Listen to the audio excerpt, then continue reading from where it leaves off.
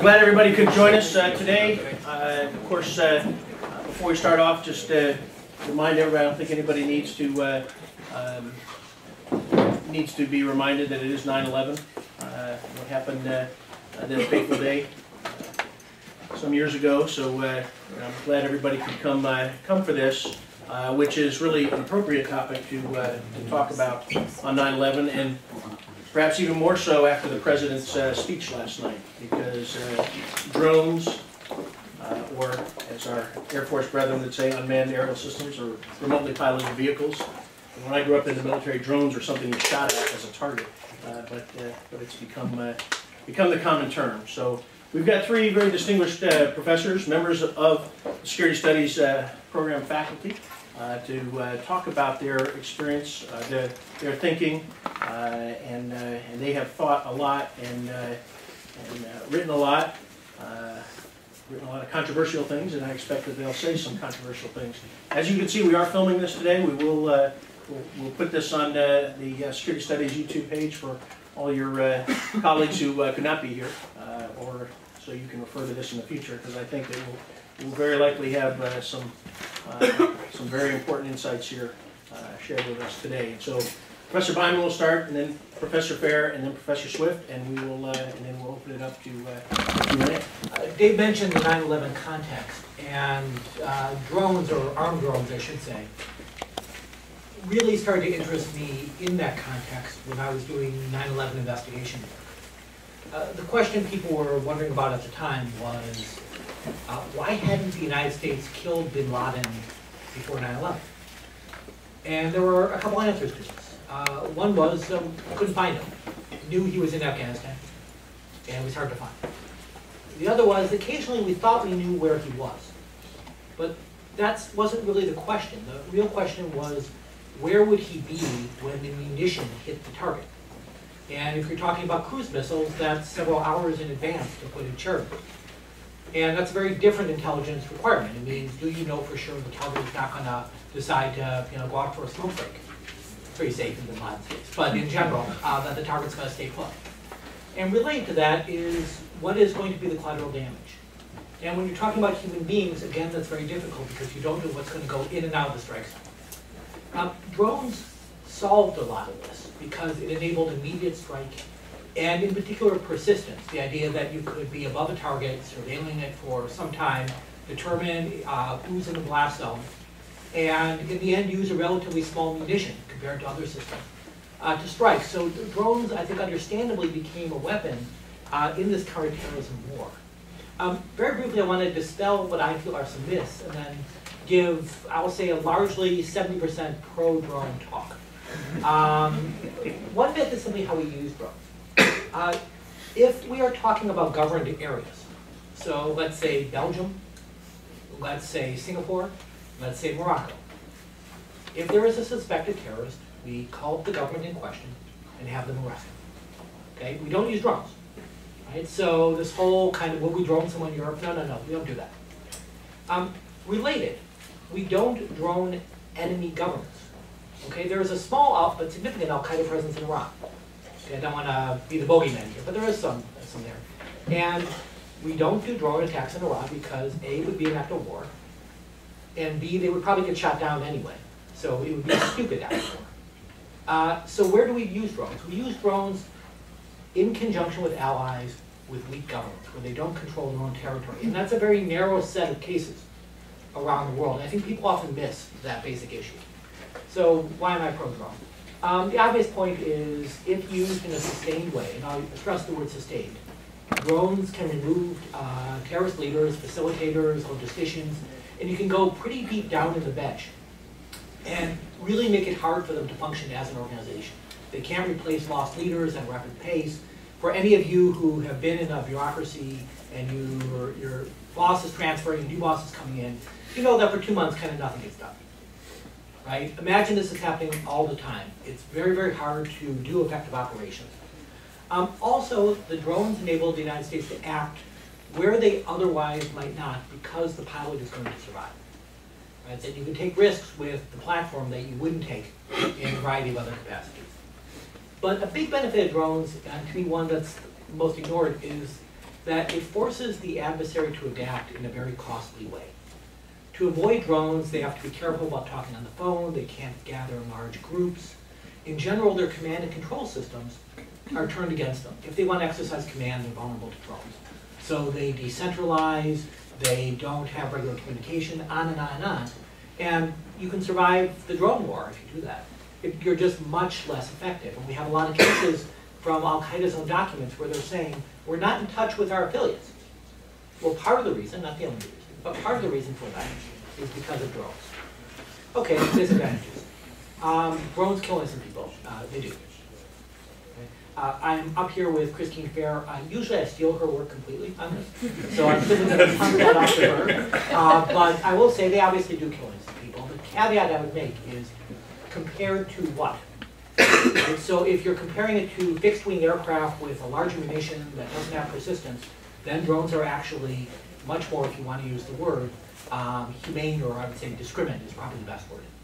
And so, ironically, I actually always saw drones as being on the side of more discriminating targeting, even though inevitably, when you're talking about munitions and you're talking about intelligence in dangerous areas, you're going to make mistakes and people are going to die. Second disadvantage, allied publics hate them. That's largely true, from what I can tell. There's a lot of variance on this, and again, I'm going to punt over to Christine on this, but in some countries, especially Yemen, there's a real resistance, and the bigger thing is it makes them think less of their own government. It shows that their own government has to rely on outsiders for their own security.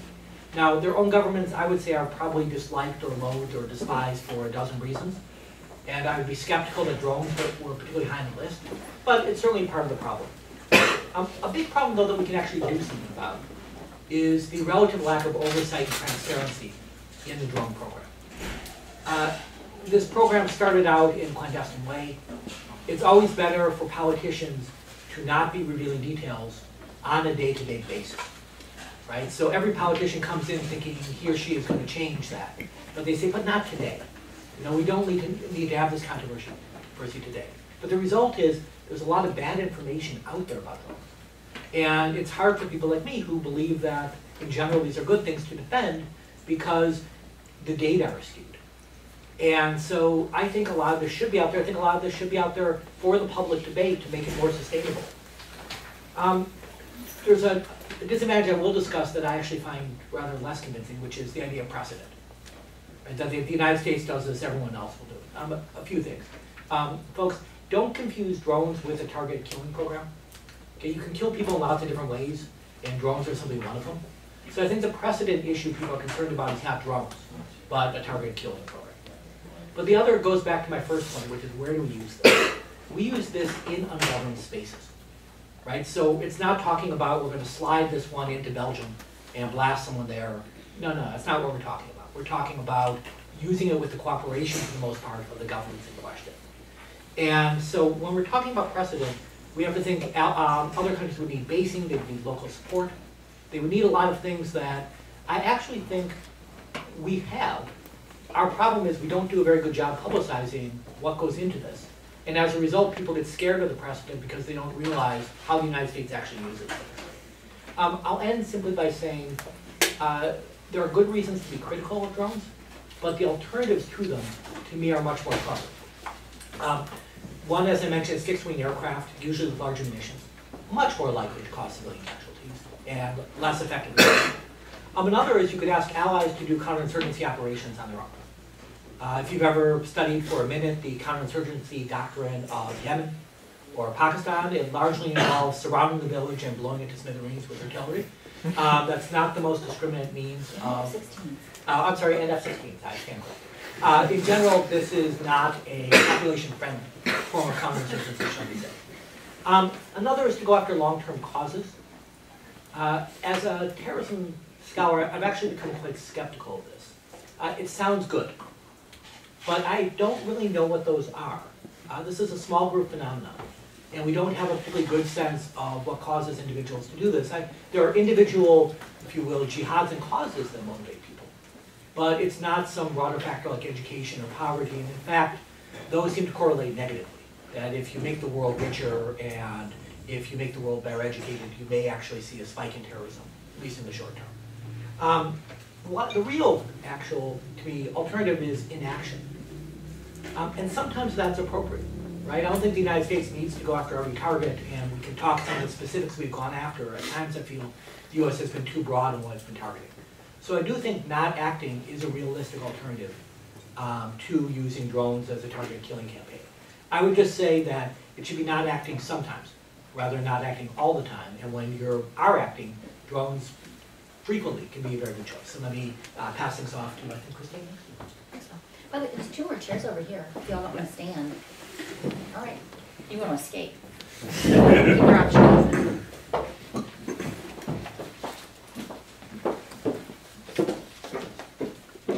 All right, so unlike Dan and unlike Christopher, I have no general expertise. I study one region of the world, and that's it. I study South Asia. So I'm not going to be able to speak to drones in Yemen or drones over Belgium or any place like that. I'm going to really focus my remarks upon the one country that I know regrettably well, perhaps regrettably too well, and that's going to be Pakistan. So for some of you, this might be, I see a couple folks over in my South Asia class, so this might be a little bit of a rewind and play for those of you who remember this thing called a tape recorder. But the first time we actually had a drone strike in Pakistan was in 2004, and that was to kill Naik Mohammed, I think arguably one of the most attractive jihadis that I have seen in Pakistan. Naik Mohammed, a jihadi, if you will. If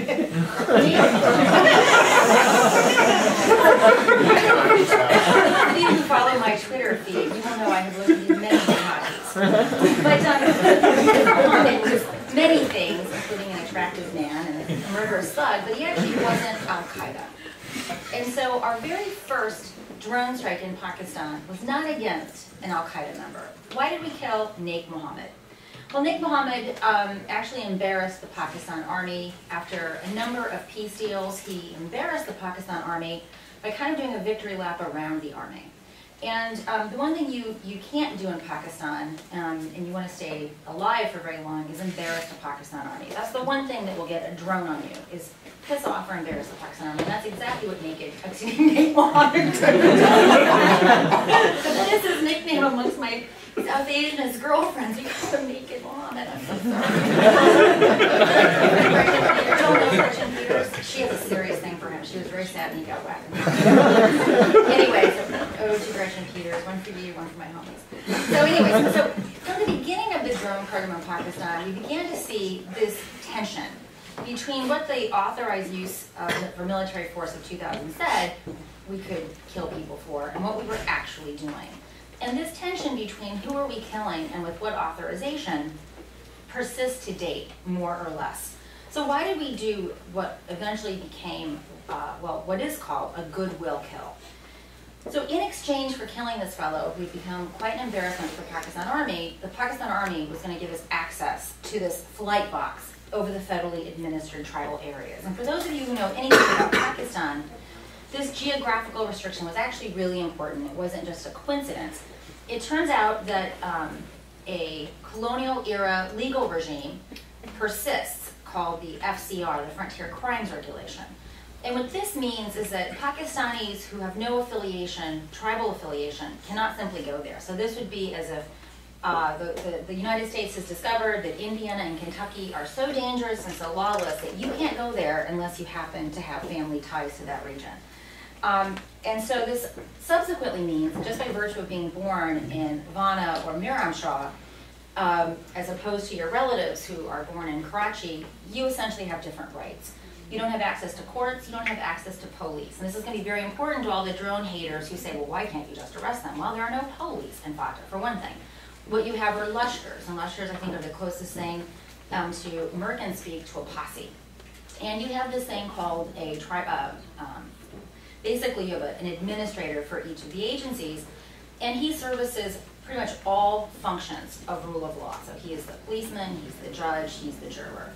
And when he, and it is a he, the political agent makes a decision, you have no appellate mechanism, right? This also means that you don't have the apparatus of the state functioning, and I'm not going to say that Pakistan has great governance outside of FATA, but just imagine how much worse it is in FATA if you imagine what governance looks like in the rest of Pakistan. So this basically means that FATA is a land of impunity. And one thing that's sort of interesting, most of the drone foes don't realize, again, going to the point that Dan said, is compared to what? Collective punishment is allowed in FATA. So for example, if your nephew or your uncle or your brother is a miscreant in Pakistan parlance, the political agent has deemed that you need to hand him over, and they'll send up a tribal lashkar, posse, they'll even have a jirga stamp this ruling. If you don't hand this miscreant over, not only can they seize all of your commercial property, so if you happen to be a peach seller, if you happen to have peach orchards, they can seize all of your produce, they can bulldoze your house, and they can destroy your orchards. So again, compared to what? Not only are we looking at very devastating Pakistani military operations, by the way, if you're looking at the current operations in North Waziristan, which I call Operation Bakwas, or Operation Nonsense, you have to really ask what's being gained from this. They gave the actual militants 5 months notice to flee, so any jihadi worth his knockoff Chinese sneakers has already absconded to kill us in Afghanistan, leaving behind the dumb and dumber who are actually going to take on the Pakistani forces. And the devastation has been significant, substantial. About 1 million people have been displaced. There have been no significant displacements caused by the drone program. So you first have to start with this comparison of compared to what. And I want to echo Dan's point. There is another alternative, and that's doing nothing. And this is where, as an American, I get very conflicted. Because in the last several years, the majority of the people that we've been killing with drones in Pakistan do not, contrary to what the administration, I'm a Democrat, so I'm gonna put that out there. I'm not an Obama hater, generally. We've been mostly killing Pakistani terrorists who actually don't pose a real threat to us. And this is a puzzling thing, right? If ever there were to be some sort of congressional hearing, it's possible that many of these drone pilots and their commanders, and we can sort of, Christopher can probably address the who's responsible for violating our law, right? Because we're not killing folks consonant with what a sane person would interpret is being permitted by the AUMF. So for me, the irony is that we're basically killing Pakistan's bad guys. And because of the way this deal was hatched with the Pakistanis in the first instance, it had to be a covert program, meaning there could never be any recognition. I mean, President Obama can joke about the drones sending them to kill the Jonas brothers if they flirt with his daughters, but he can't talk about any particular drone strike or its outcome. And so, I mean, this is incredibly puzzling and it's incredibly frustrating. And the intent, of course, the first views or the first instincts of the drone haters is to blame the U.S. and we're this vast secrecy state and trying to trample everyone's rights and this is all extrajudicial killing, blah, blah, blah, blah, blah. The fact is, it can't come forward because of the Pakistanis. As Dan said, many of the people in the countries where drones operate are very sensitive to the fact that their own government can't take out their jihadis. And this is certainly the case in Pakistan. And the Army has a lot of source of criticism in the country. And this idea that the one institution that says we can best protect you, and that's why we get to run and ruin the country whenever we feel like it, and yet we have to bring the American kuffar with their drones. Obviously this doesn't play very well. And so if we were to ever bring the Pakistanis out of the closet, it would be very doubtful that the program could even continue. So what's the cost of inaction? To us, especially when we're out of Afghanistan, at first blush it looks like there's no cost of inaction. But depending upon the numbers, if you buy the Pakistani inflated numbers, and I don't, they put forward a number, and it's like a magical number, it just comes out of anywhere, like this magical number generator. And on any given day, it inflates by 5,000, randomly. They'll say about 50,000 people have been killed since 9/11. According to databases that I've looked at, it's closer to like 7,000. But that's a lot of people, right? That's already more than 2 times the number of people that died in the 9/11 attacks. So the irony is that we're, in some sense, providing security to the Pakistanis, right? Because we're not really directly experiencing a benefit. All the folks running this program might be severely violating our own law, and yet we get all the heat for it. And this is why I get very frustrated, and I'm going to turn very briefly, because I think going through this exercise is kind of important, in part because the work is so horrible, and it is directly proportional to the horribleness of the work, is the attention that this report got. And that is, and I'm going to take this one apart, but I could do this with any number of other reports, because that's what I do. I'm a Libra, and I'm a velociraptor. So, it's on my students, you guys said that I made you do calisthenics for not reading 400 pages. I didn't say that. I heard. It came back to me. Someone has bad OPSI. But anyway, I'm going to take apart the NYU Stanford report only because it was so egregious and so poorly constructed. And actually, I got kicked off from Al Jazeera for being impolite to its authors. I don't know how that happened. Let me tell you a little bit about this report. So obviously, it, like many other reports, they're up in a swivet over the allegations of civilian casualties. They very rarely pose the question, yeah, of course civilians are being killed. Ilyas Kashmiri was killed twice. I know because I had a party celebrating his demise twice. So what happened to the first killing of Ilyas Kashmiri? He was killed then. We'll never know, right? So I'm not going to discount the claims of civilian casualties, but I'm going to discount how they're understood and how they're processed, and how too much credulity, I think, is given in evaluating these reports. So the NYU Stanford report was actually commissioned by an anti-drone organization called Reprieve. And when I said this on Al Jazeera, the host said, "Where did you get this information?" A Roman numeral 1 of the report, which I think you didn't read. And that was in fact the case.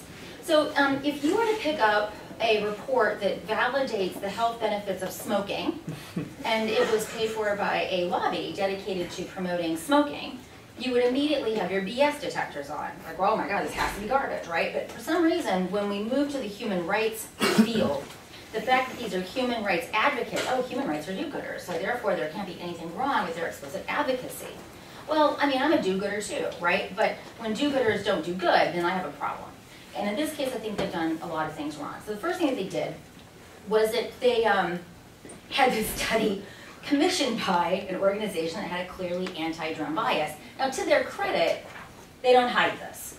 To this, I have to blame everyone that's read it without, any truckloads of salt. I have to blame those folks. So they do admit it, admittedly, on Roman numeral 1. They then interview 139 people. None of these people are from Waziristan. All of those interviews were facilitated by Reprieve, which is a foreknown drone-hating organization. The lawyer is widely reputed to be on ISI's payroll. In fact, I understand from our journalists that we didn't give him a visa when he tried to come here because of his ISI stink. So finally, the State Department caught on to that fellow. But that's fine. They selected all of their folks on the basis of their dependent variable, i.e. we all hate drones. If you want to do good research, of course, that would be fine. They claim that they tried to validate that these people were who they said they were. Now, anyone who's been to Pakistan will tell you, I could go and get a death certificate for myself, and I could present it to Dan Byman and say, can you please give my husband my life insurance benefits list? Here's my death certificate. So when I pointed out to Reprieve that you didn't actually prove that any of these people were ever alive, much less dead, the author of the report virtually stabbed me with whatever was available. He thought this was the cruelest thing ever, to expect the victims to prove that they were in fact victims. I said, well, actually, that happens all the time. I can't simply say I'm dead, pay my husband my life insurance benefit, but somehow they get away with this in this context. The other thing that, and this report is not the only one that does it, in fact, they all do it. They love to show photographs of crumpled metal. And we're told that this is the remnants of missiles. Now, it may very well be the remnant of a missile, but what have they not proven?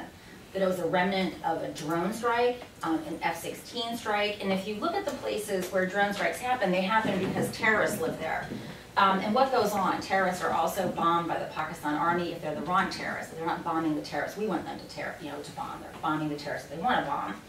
So you have basically, and by the way, we don't even know if the pictures are taken from Waziristan. Right? So what we're basically told is, oh, here's a picture. It's from a drone strike. Believe us. But there's no evidence provided other than the picture itself. One of my favorites are the pictures of injured children, because nothing will make a human rights organization go crazier than a picture of an injured child with an eye missing or a leg missing.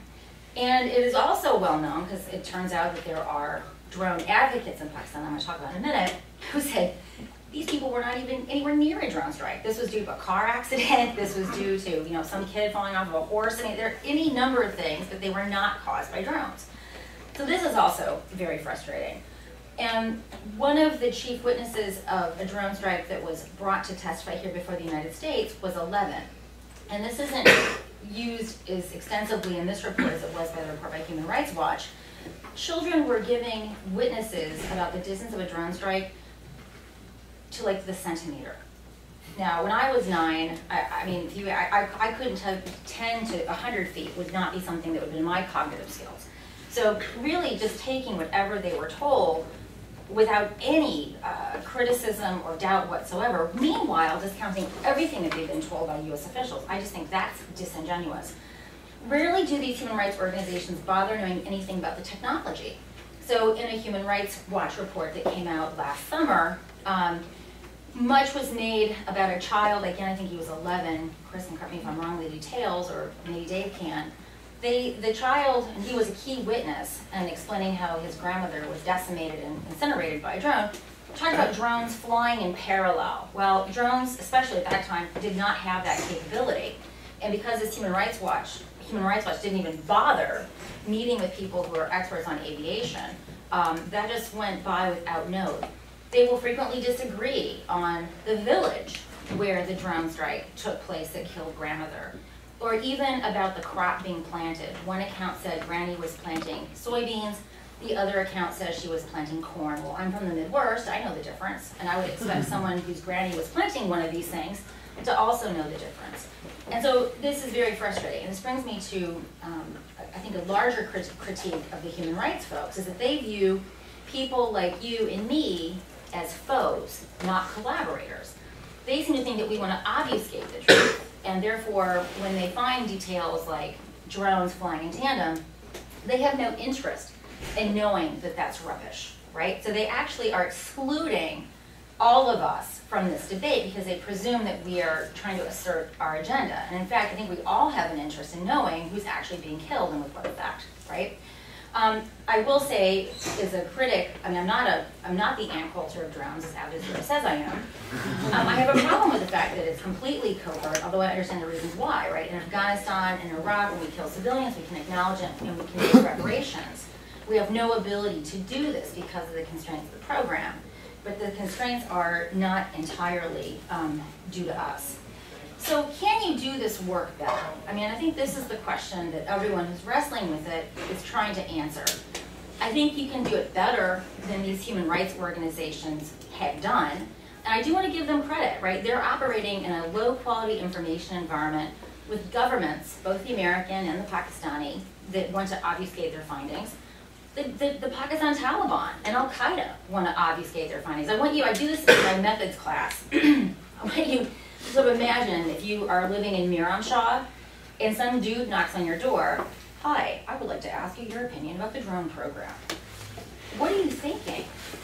Is this an ISI guy? Is this a Pak Talib? Is this an Al Qaeda operator? Is it some crazy Malvi that is interested in social science all of a sudden? Is it the CIA? What do you do when someone asks you this question, right? This is, I mean, I do survey work in Pakistan. I have to think about this all the time. I'm going to put my human hat on, and I'm going to ask, how am I going to answer this question? So can you do it better? Well, you can't. Sebastian Abbott did it, and he didn't have the resources of Human Rights Watch. What he had was a bunch of stringers. By a bunch of stringers, I mean 4. And he went to one of the sites in North Waziristan that turns out to be studied by the Stanford NYU report, and he did something really innovative. He asked the people who prepared the bodies, right? Islam, like Christianity, like Judaism, privileges burying bodies, except for those of us that want to get burnt and have our husband turn our ashes into diamonds he can then use subsequently for his engagement ring for his new wife. That's in my will. Be a jackass even in death. But so he talks to people that prepared the bodies, right? Because it's expensive to bury people. You just don't make an empty grave and put some dirt there. So the bottom line is, according to Sebastian Abbott, when he went and investigated this one particular drone-affected area, 75%, his interlocutor said about 75% of the people were actually combatants, and they would call combatants. By the way, their definition of combatants might be very different from ours. And that number was low because there was one drone strike that we all know about in Dr. Kale where a bunch of folks were killed, many of whom were probably civilians. When you took that out of his calculations, 90% were militants. So when NYU, the authors of it, said, well, we can't go into Waziristan. Well, actually, that's not true, because I know Sebastian Abbott's team did. You just didn't try. So that's the first thing you can do. You can actually go to the place where the thing takes place and talk to people who have intimate knowledge of who the people were that were claimed to be. The second thing that they can do is they can actually talk to avionics experts. We actually have a lot of people. I own stock in firms that make drones. So this is big business. So this idea that, you know, this is scary stuff and no one in the Air Force will talk to us or the CIA, we don't have to do that. Talk to people who write about this for a living, right? The other thing I would say to these advocacy-based groups is pair up with a social scientist, right? They're not your enemy. We all want to know the same answers to the same questions. And quite frankly, human rights organizations usually have the resources to do it, and real researchers don't, because you know, think DOS is going to give us a grant to go investigate this. And then finally, I'm going to put the onus on the Pakistanis. There's this really good functioning outfit in Afghanistan called the Civilian Casualties Unit from, it's a part of the United Nations Assistance Mission to Afghanistan. UNAMA has an office in Pakistan. What do these folks do that others don't? They go to the site of where the event occurred, they talk to civilians, they talk to just about anyone they can, they give NATO, they give the ANSF a chance to respond, and what they publish is an account with inputs from all these different entities. You know, if the US, NATO, or ANSF says, sorry, we're not going to comment, well, that's our problem, right? And they publish this. So if the Pakistanis are as outraged as they say, and I don't think they really are, they should be completely willing to being more transparent and opening up this region to the kind of work that UNAMA's Civ Cas unit has been doing since 2002. All right, thank you very much.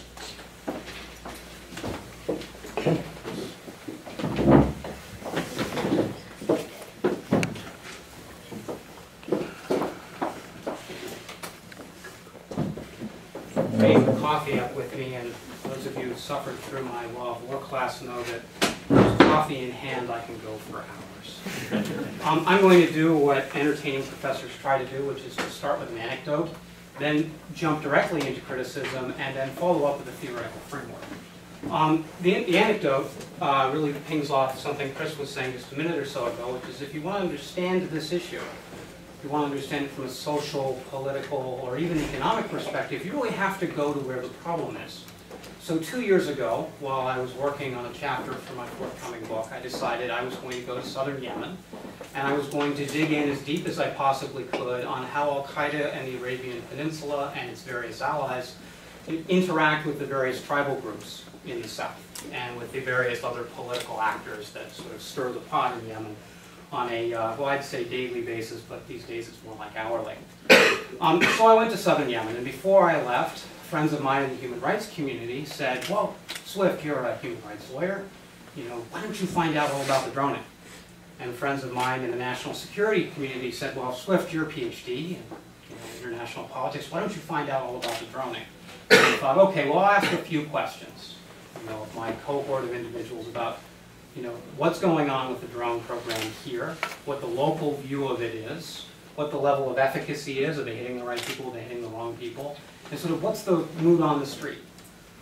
Well, when I got there, I expected to hear, because I'd read it in the New York Times and the Washington Post and any number of other outlets, that the drone program was very effective in Yemen in terms of targeting high-value assets in AQAP, but that local backlash because of civilian casualties was essentially creating a recruiting loop that allowed al-Qaeda, the Arabian Peninsula, and its proxy Ansar al-Sharia to sort of increase the size of their own forces and, you know, capitalize on the resentment of the Yemeni population.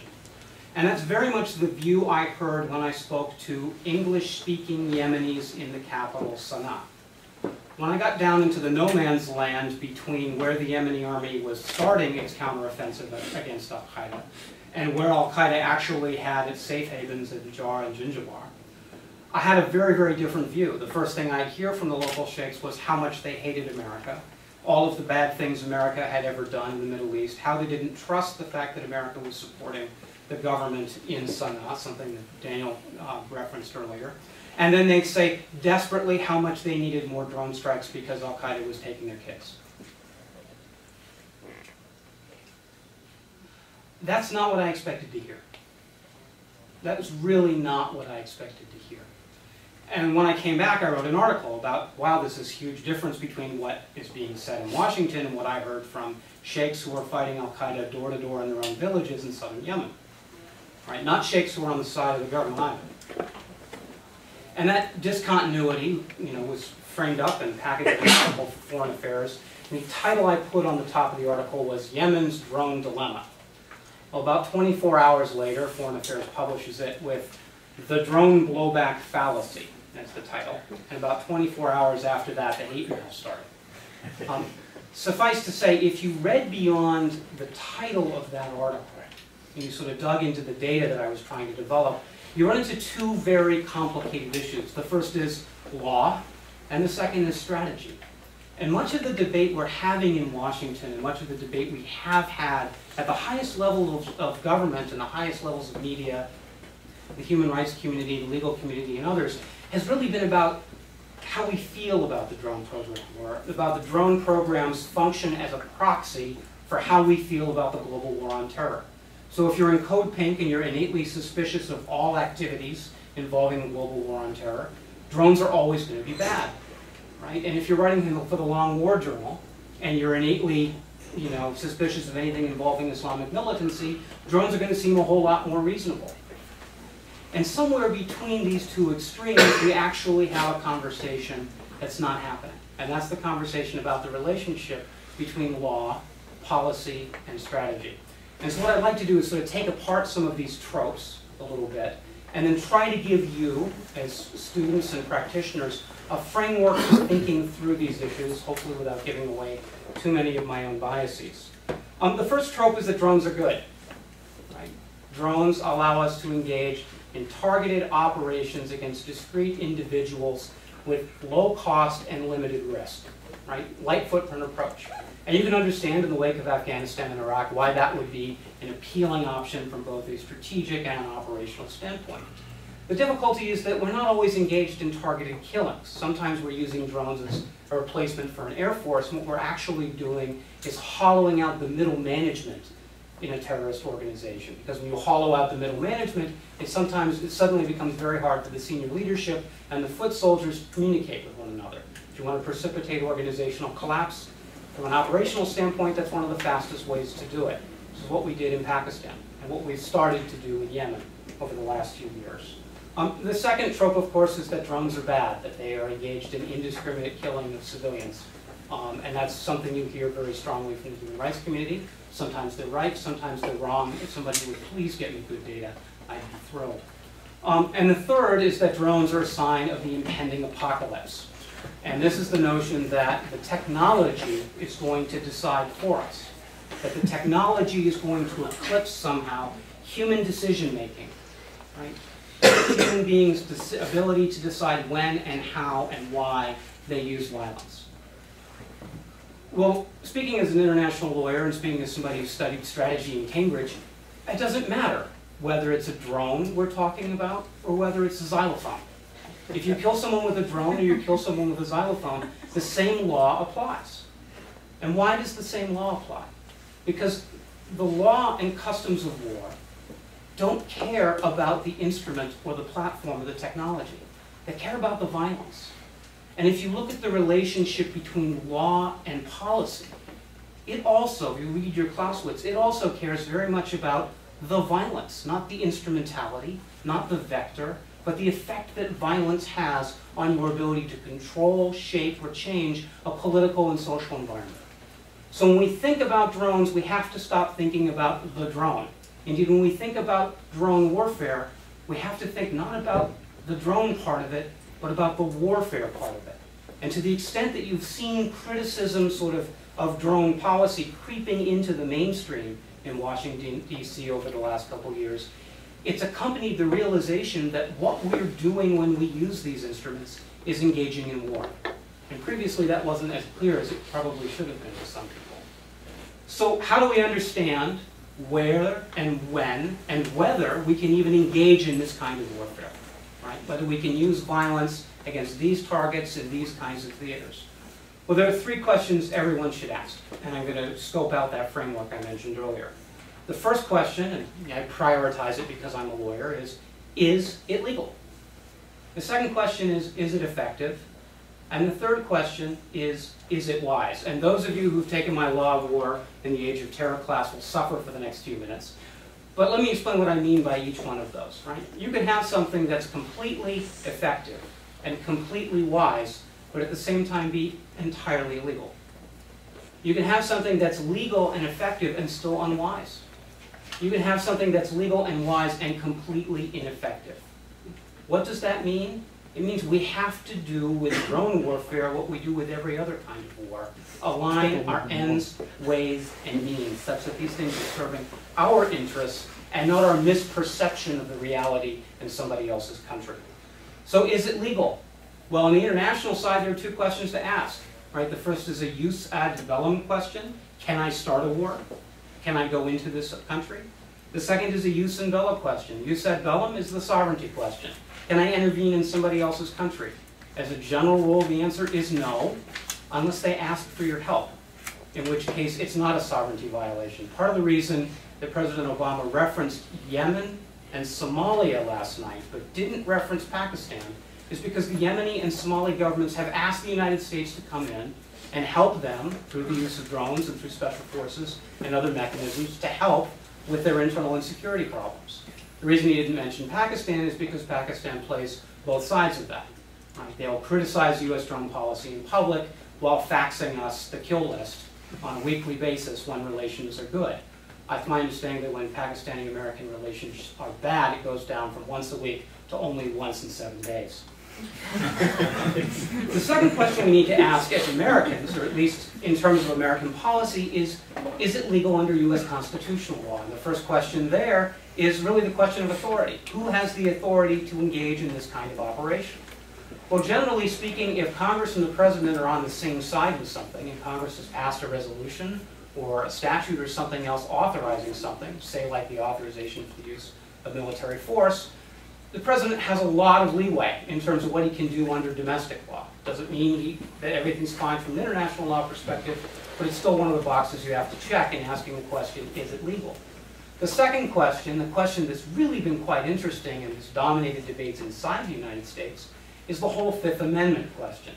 Now, a lot of you, when you think of the Fifth Amendment, think, oh, I'm going to take the Fifth. They can't make me testify. In some cases, they can indeed make you testify. But the more important issue with the Fifth Amendment is what's called the Takings Clause. Can you, an American citizen or a person subject to the jurisdiction of the United States, be deprived of your life, liberty, or property without due process of law? And when we talk about the DOJ targeted killings memorandum, when we talk about the whole question of whether you can drone someone like Anwar al-Awlaki, what we're really talking about is that Fifth Amendment question. And from a U.S. legal perspective, it's a very important question.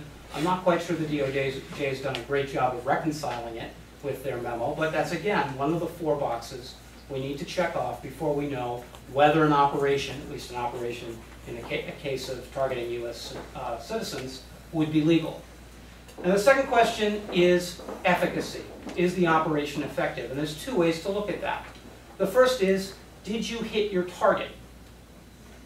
And Dan has done a good job of describing how we can reduce the costs and reduce the risks while increasing efficiency and increasing the likelihood of a successful mission using these kinds of platforms. Right? That's one of the benefits of the technology, but it still doesn't go to the whole question of efficacy. Because efficacy is not just about operations.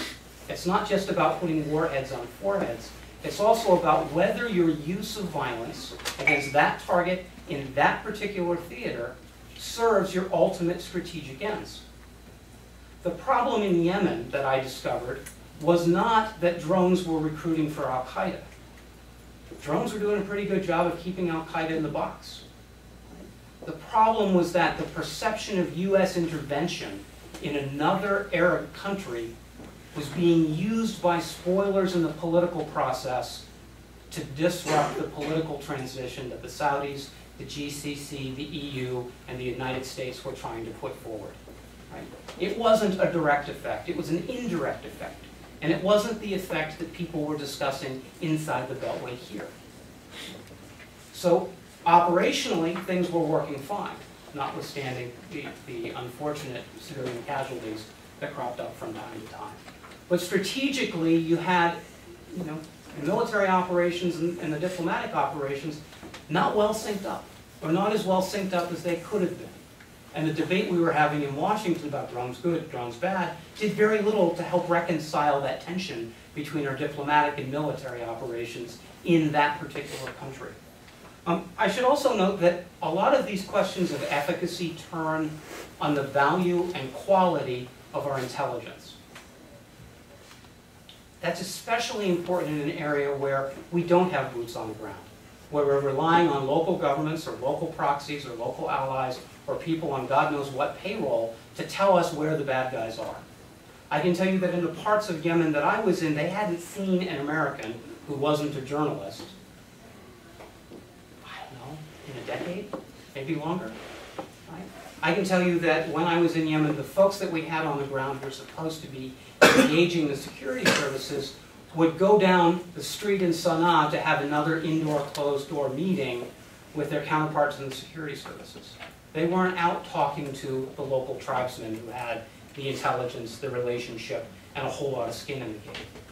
So if we're going to be engaged in these operations, we may be doing it at lower risk and lower cost and at a distance, but that doesn't mean we can do the intel by remote control. In order for there to be high degree of efficacy and a low instance of collateral damage, we've got to have better intel. And better intel means building and maintaining relationships with locals, not just building and maintaining relationships with the security services who speak English in national capitals. Finally, I want to touch very briefly on the whole question of whether something is wise. And I can't tell you whether something is wise because it's really a case-by-case analysis, or in the law, we call it a fact-specific determination. But I can give you a couple questions that will help scope that out in terms of your own thinking. The first is, do we really want to be carrying water for some of our purported allies? Do we really want to be engaging in goodwill kills on behalf of the Pakistanis or maybe the Yemenis? Or do we want to be focusing on the people who threaten us? That's kind of a rhetorical question. I'd much rather us focus on those that threaten us and that we have clear legal guidelines and parameters, perhaps under a revised AUMF, that spells that out so we know where the reasonable limits are.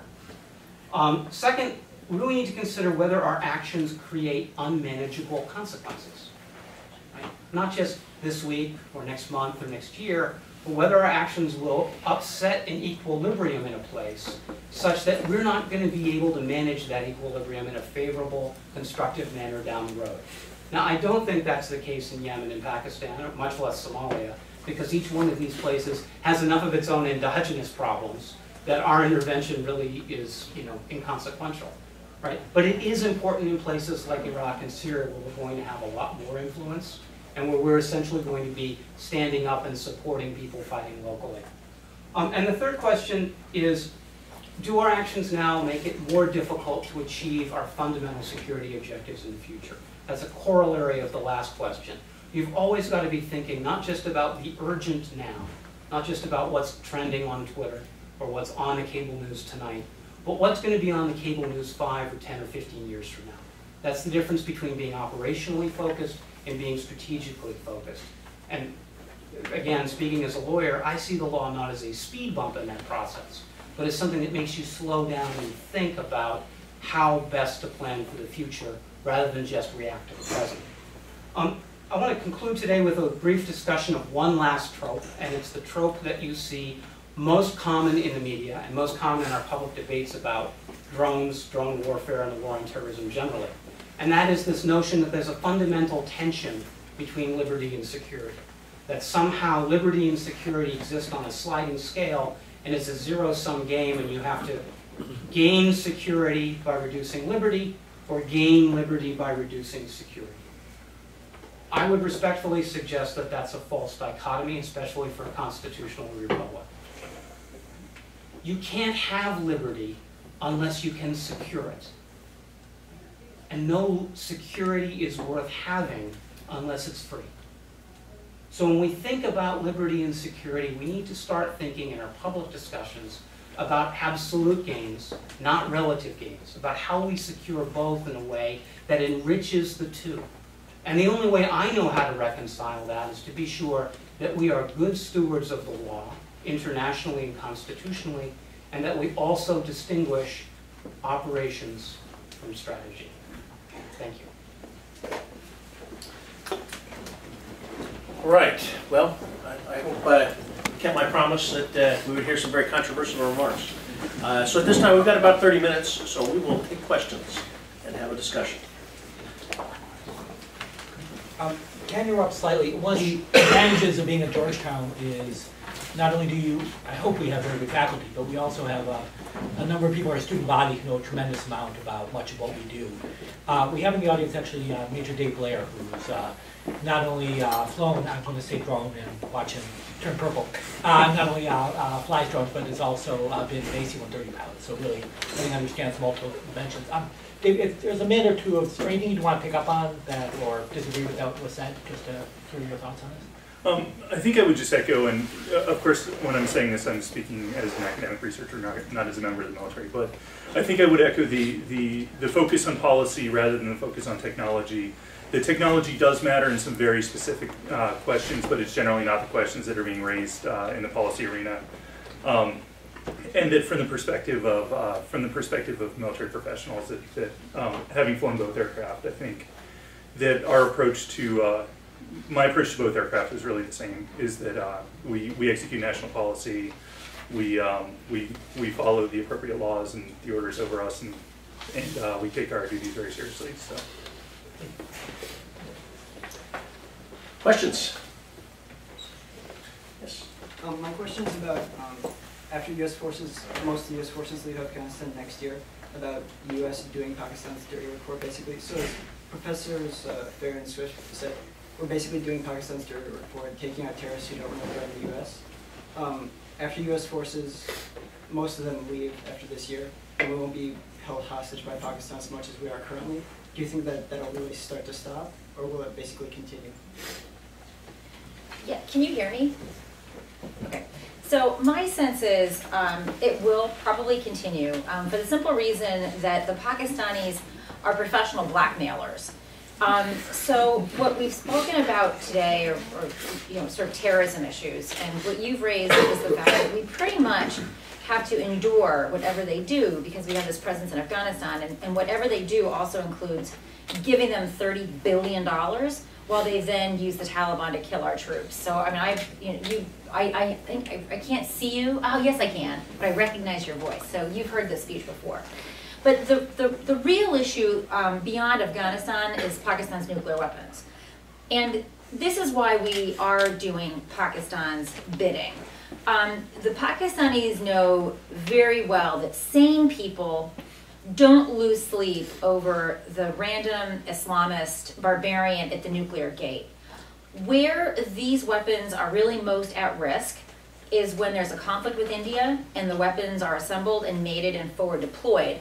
And to ensure that we remain ever terrified of Pakistan's inability to manage its growing arsenal, they are rapidly moving towards, I guess what we would call tactical nuclear weapons.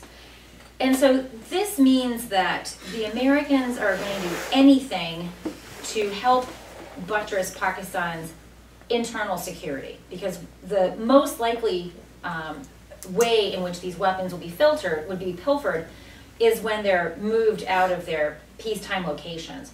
The other way in which they can be pilfered is that the Pakistanis move these weapons around just as a part of their denial and deception, so that in case something does happen, they have even though India has a no first use policy, they still have to prepare for the eventuality of a second strike capability. And these things are not moved around in securitized convoys. They're moved around in light-skinned vehicles. The Pakistanis say it's safer that they do this. Well, that's true unless someone has given your information to a terrorist.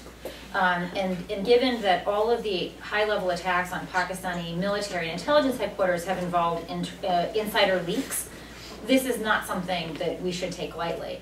So my guess is that the Americans are going to be continue to be held by the nose by the Pakistanis, kind of like that thing that goes through a camel's nose, who can like lead it around, because we have this enduring fear of Pakistan's nuclear weapons generally, but then specifically in the context of these Islamist militants. And just by way of saying, the other problem with us killing Pakistan's terrorists is that it doesn't force them. There's no agreement that says we'll kill these terrorists, but you have to stop making new ones.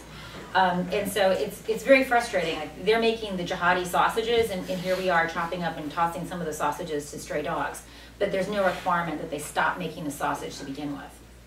If I could just jump in on why, part of the reason why Chris and I take the position that some of the targeting in Pakistan doesn't fall within the scope of U.S. legal authorizations, or at least the AUMF. If you look at the authorization for the use of military force from September 2001, which was actually passed 12 years and 360 days ago, it relates very specifically, authorizes the use of any and all means, right? Those of you who have had my law of war class will know this spiel, so bear with me. Any and all means against the countries, notice the assumption that there's a state sponsor, actors or individuals that perpetrated the attacks or supported the perpetrators of the attacks. Right? That's a paraphrase, but it's pretty narrow. Well, the TTP Pakistan, the Tehrik-i-Taliban Pakistan didn't exist during September 11th, right? Yes, there were Talibani folks, on both sides of the border, but the TTP as an organization wasn't in existence at the time. So to the extent that the U.S. government's been hitting the TTP, it's been hitting the TTP under the President's Article 2.2 authorities as Commander-in-Chief. That is a weaker level of legal authority than having the President's authority plus a congressional authorization. Right? Part of the difficulty we're having in terms of our conceptualization of what the legal boundaries of the war on terror are is when we look at the AUMF, we've had to sort of diagram back every single terrorist organization in the world to somebody who happened to know bin Laden at the time that 9/11 went down. Right? And we sort of get into a Ken Bacon, 6 degrees of separation. And I can tell you that, I'm 2 degrees of separation away from bin Laden through 3 different people, which means that everybody in this room is now 3 degrees of separation away from bin Laden. Right? Does that make you all members of the Global Salafi Jihadi Syndicate? No, it doesn't. Right? So what we need when we're thinking about who our adversaries are and where and when and how we're going to confront them is a better legal framework. A legal framework that's not over-inclusive in terms of, identifying, fundamentalist Islam with violence, because it's not necessarily the same, right? But also a framework that's not under-inclusive, in terms of being a specific list of individuals like we do with sanctions programs. It's got to be something in between. And the reason we don't have a something in between is because 13 years after 9/11, 13 years after 9/11, we still have no coherent, consistent, objective criteria for defining who our adversaries are. We're still doing that 6 degrees of separation analysis back to bin Laden and his cohort 13 years ago.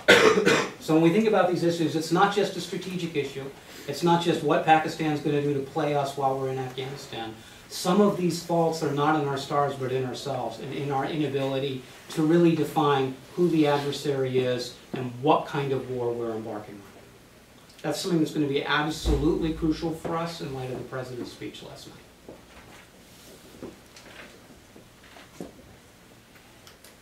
Yes. So you've all clearly talked about being more discriminating and how we choose targets at this point. So I'm just wondering if you think there's any value in, as opposed to attempting decapitation or just some sort of getting rid of middle management writ large, if you think utilizing some form of systems theory to target particular individuals who are functioning as nodes within terrorist groups would be useful. You guys went to Chicago, right? You guys can do the quantitative stuff. Yes would be the answer, but you need a remarkable level of data to make that work. Right? You really need to understand, to be able to map the adversary network in a way that, even in hindsight, actually is quite difficult. Part of the problem with this is there are both formal and informal ties. So you could say this person has this organizational relationship with this person, and this other person does not. But by the way, person number 3 fought together with person number 1. And person number 2 and person number 3, they have cousins who grew up in the same neighborhood. And so that sort of informal network and information sharing can be tremendously important for these structures, especially clandestine structures. So notionally, sure. And I'm a believer in trying to use these tools to kind of give a bit more rigor to some of the more, I think he should be should be target sort of analysis. But we shouldn't count too much because for them to work truly effective with requires data we often lack. Just one thing on the data, in my methods class, there's always some student that wants to do this. And you can't tell a student no, but you can say, I'm going to strongly discourage you from that for one reason. For you to be able to measure efficacy, you actually have to know who we killed, right? And we don't know that. We don't know who we killed. And not only do we have to know just some nominal name, we have to know a lot about who that person was within the organization, what did they do. And then that allows you to figure out what your appropriate DV should be. There's a paper that a scholar did, Patrick Johnson, a very admirable attempt. But his problem is he can only look at correlations between drone strikes and incidents of violence.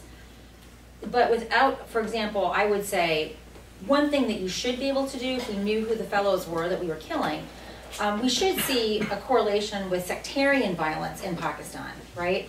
Because most of the people we're killing in the TTP have very strong connections to the LEJ and SSP.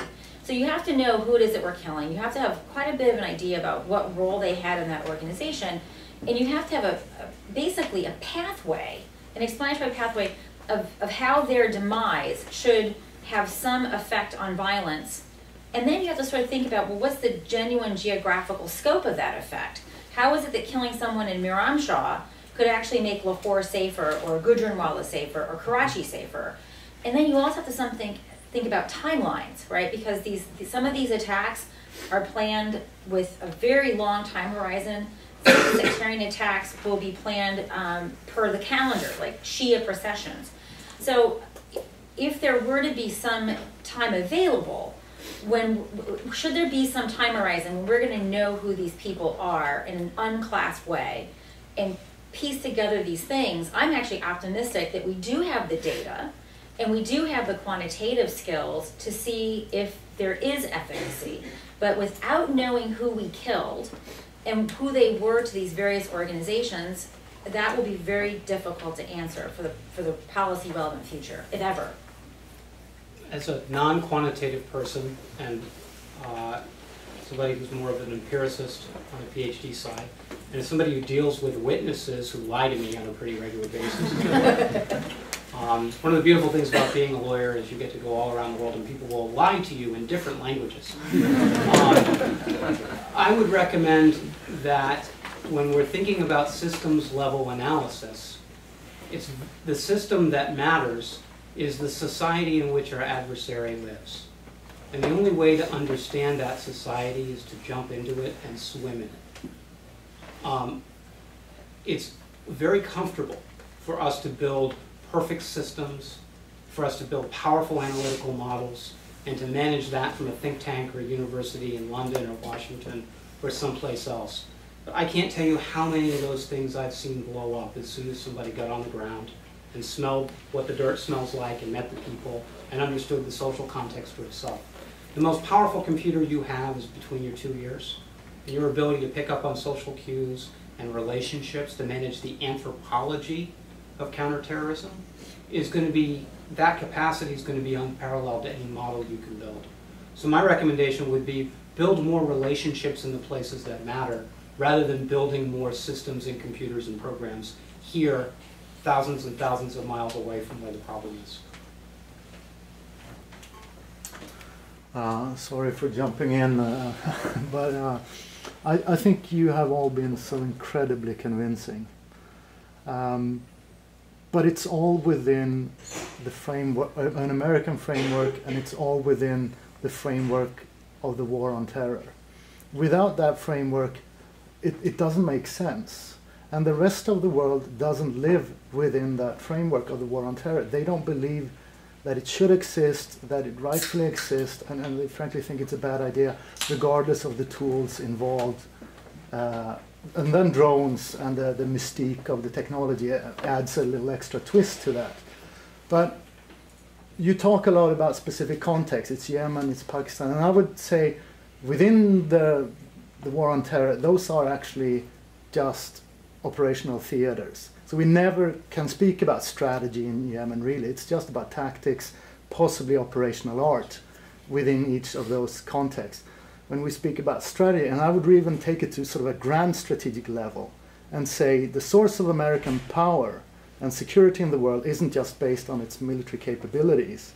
It's based on a perception of legitimacy of leadership on the global scene as well. So that's where I think there should be a little bit of a debate as well. And that means engaging the global community. And quite frankly, a discussion about Fifth Amendment and is it legal to kill American citizens, it's so offensive to the rest of the world that is the debate about drones. To the rest of the world, that is sort of, they don't get it. That this is wrong. The war on terror is wrong, and drone strikes is by definition also wrong because the context is wrong. And they couldn't, the rest of the global community also cannot care less about whether it's effective or not, or obviously not legal from an American perspective. They talk about what you slightly dismissed there, Christopher, the feeling. That's all that matters. There's a feeling that this is the wrong way to police the world. And as long as that feeling grows, the perception of American legitimacy of leadership is decreasing. And that means losing the grand strategic game of maximizing US power and security in the world. And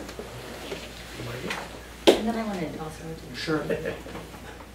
Perceptions of legitimacy of leadership and are dependent on a number of things. Yeah. One of them, of course, is adherence with international law. One of them, of course, is the understanding that whatever response the United States takes to a given problem is sort of rationally related to the nature of that problem. I can't, I went to law school, so somewhere along the lines I lost my feelings.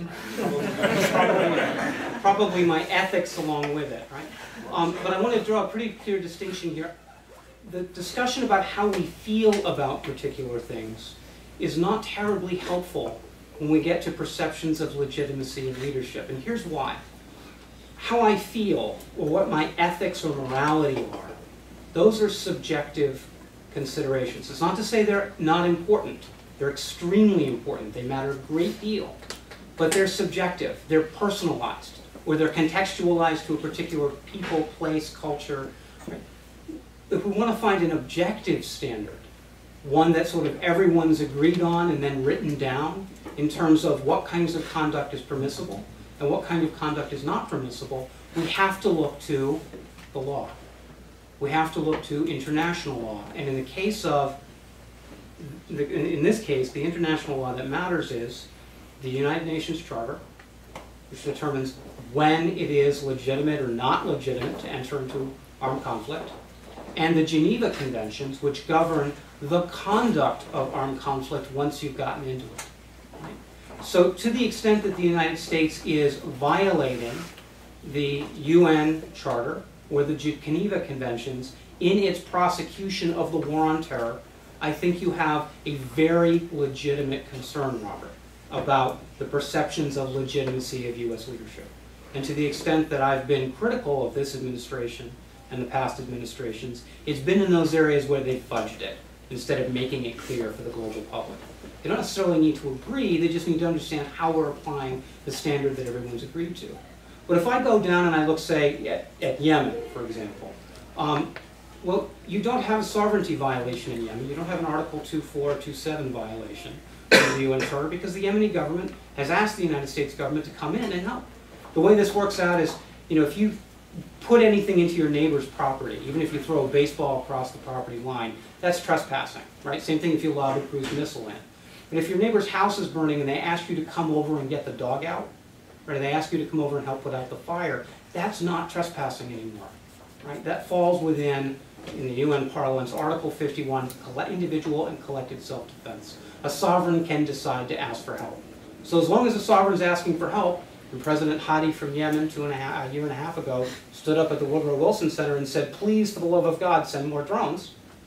That's pretty clear to me on a sovereignty level. Next level down, are we comporting ourselves in a fashion that's consistent with the Geneva Conventions, with the laws and customs of jus in bello, law in war? Well, there are four big principles there. The first is need, necessity. Is it a military target? Is there a need to use the kind of force that you're using? The second is proportionality. Are you overwhelming it? Or are you doing what needs to be done to solve the problem? The third is distinction. Are you doing your best to distinguish between civilians and combatants when you target? And the fourth is humanity. Are you causing unnecessary cruelty by virtue of the instruments you're using? Now, I'd say that we've done a lousy job of discrimination in some of these theaters, in part because our intel's bad. But in terms of all of the other elements, I'm relatively satisfied that U.S. conduct has comported with the Geneva Conventions. So when we get to this whole questions of perceptions of legitimacy of leadership, I think they're crucial. But I think we need to have that conversation in the United States and in an international basis on an objective foundation based on the agreements and standards that everyone has reached across the entire world, and not based on our subjective interpretation or understanding of what the ethics of morality of a particular situation might be. I realize that's an unsatisfactory answer, and probably one that would get me thrown out of my own faculty back in Europe, but it's nonetheless the best answer I can give you in terms of balancing the need to protect a society with the need to preserve the values on which that society is built. And it's not just U.S. society, it's international society, and the way that we write those values into the source code is through international law. All right, so I'm going to do something I don't ever do, and I'm going to disagree with them. Well, and the reason is, it comes, well, so let me first say, I actually find myself very sympathetic to you. My problem as a citizen is that we don't know who we're killing. It is true that the House and the Senate intelligence committees have access. They probably have more oversight of the program than most people probably appreciate. But I don't feel like we as a country have had a discussion about who we're killing and to what effect. That in Pakistan in the last several years, we've been mostly killing terrorists who have no immediate harm to us, raises for me several questions. Not only that, we don't even know who the terrorists, alleged terrorists, are that we've killed, because these are in signature strikes. They're not in personality strikes. So even the government concedes that we don't know the identities of the people that we've killed. So I don't know how it is that you're comfortable saying that we've satisfied 3 of those 4 things. I did say that I was uncomfortable with our lousy intel. And signature strikes are an area where the lack of good intel really is implicated. But all the other things, for example, I think not knowing who we killed makes me feel uncomfortable that I can satisfy the other 3 criteria that you identified. But let me also, having laid that aside, so I've got big, I just don't understand how it is that signature strikes are legal. But then I'm going to turn it around and think, so, okay, so from the point of view, are these strikes in Pakistan facilitating my immediate security as an American? I'm going to say, I think the answer is no. There's no evidence that any of these people that we've killed had any intention of doing things that would immediately affect our interest. Then I have to go to the second level. Is it in the interest of international security that we are killing people whose aim it is to overthrow a state that has nuclear weapons? Okay, then I have to throw a big question mark, because that's a public good. And by the way, the Pakistanis own the airspace. So the idea that they're not facilitating this is complete hogwash. There is a civil military issue, because the civilians don't control these levers of policy, so we're basically exploiting the civil military gaps. But we are clearly doing some kind of a public good if these are the people that we're killing and this is the reason why we're doing it. Then there's a third issue, and this is actually, I would, like many liberals, and I am one, despite you perhaps view the contrary, I used to be a drone foe. For many of the reasons that liberals are drone foes, until I was in Peshawar, and I met people from Waziristan, and they told me what their experience was. I learned, and that was for me transformative, because then I realized that there's this whole set of people, like the people you met in Yemen, whose voices we're never going to hear because the human rights community obfuscates their voices. They know they exist, but they muffle them because they're inconvenient. In Waziristan, what I learned is that they call the drones arbabil. And arbabil are these little black stones that, the arbabil are these birds that drop stones upon this lashkar of this army of elephants that was attacking the Kaaba in Mecca. That is a very powerful image. And so I say to myself, at relatively low cost, we're actually providing this public good. I'm not going to speak to Yemen, I'm just talking about Pakistan. And essentially by doing nothing, we are, I would argue, creating a human rights problem, right? These are people whose own government can't protect them and won't protect them, and for its own strategic reasons won't reform the legal structure under which they live. And Pakistanis primarily benefit from this program. So I find myself deeply, deeply conflicted. I don't like how we've managed this domestically with respect to our own law. I don't feel comfortable that we're still killing people with the AUMF. I don't feel comfortable that we're using the AUMF to kill people in groups that didn't exist then. I'd like there to be a national discussion on reauthorization and a redefinition of who the enemy is. And I'd like there to be more transparency about who we killed. I think we need to know who these people were that we have targeted and with what consequences. So I find myself really in between your positions. I'm sympathetic to both of you, but what I do find is that these signature strikes, they are a pox upon everything that we've tried to do. Signature strikes are more okay in some contexts and less okay in others. But it depends on who gets to make that judgment. And I don't feel comfortable delegating that judgment to a star chamber. What makes it okay is the question of military necessity, which means that in a theater like Iraq or Afghanistan, they say that the amount of space that the Geneva Conventions will give you to engage in that kind of operation is going to be much broader because you're engaged in that operation for the purposes of force protection. In a context like Yemen or Pakistan, that spectrum is going to be much narrower, and there's going to be a much higher emphasis on exactly the kind of discrimination that you're focused on. Well, I'm only talking about Pakistan, I'm not talking about Iraq. And I'm talking about the global structure and the principles that the law and customs of war create, both in terms of restraint, but also in terms of what they will allow, assuming you can meet the right criteria. I just have a follow-up. Very brief. First of all, the perception of legitimacy is always subjective. It can never be objective. So regardless of, and secondly, you have no solution though. Yeah, I know.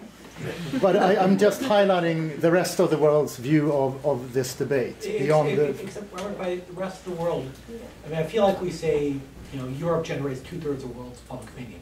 Because there's a critique of the United States in much of the world that is, it's not actually acting strongly enough. Right? I mean, there's a critique in Asia that the United States is withdrawing from Asia, that China is running rampant. There's a critique in eastern parts of Europe that the United States is not standing up to the Russians. There's certainly a critique in the Middle East, which I know more about, which is that the United States has been withdrawing from the region, and as a result, bad actors have gone amok. You could disagree with that critique, but I think the legitimacy and involvement with international law is a very European critique, and it's not one that is necessarily, I would say, better or worse as a result.